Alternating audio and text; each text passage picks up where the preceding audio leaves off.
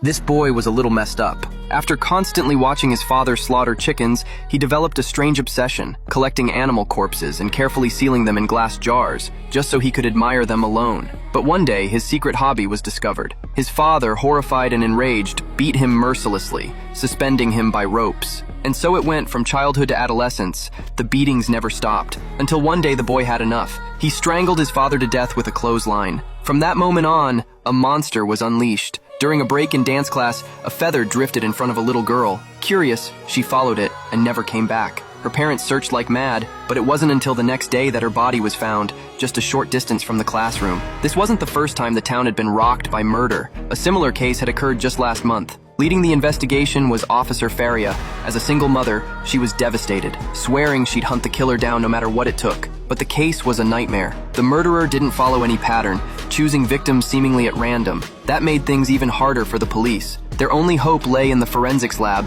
hoping the coroner could uncover something the killer left behind. Luckily, the department had just the man for the job. A brilliant forensic specialist jumped straight into the investigation. By analyzing residue on the victim's clothes, he began piecing the puzzle together. First clue: the scratches on the girl's clothing matched a barbed wire fence on an empty lot nearby. Second, the white powder on her clothes likely came from brushing against tree bark while grabbing onto branches in a narrow path. Following the trail of footprints, investigators were led to a small ditch with a low bridge. If the killer lured the victim here, then chances are he wasn't very tall. And here came the strangest part. The girl's body was found next to a garbage pile, but not in it. Why dump her near the trash and not toss her in? The coroner offered a bold theory. The killer might be a child, too small and weak to lift the body over the edge. Before the team could fully process this, tragedy struck again. A mother took her child to the amusement park. The child went in on a raft to play, but when it floated back, he was gone. Panic spread. Just as the team was reaching a dead end, a retired police chief walked into the precinct. He brought up a chilling case from a decade ago.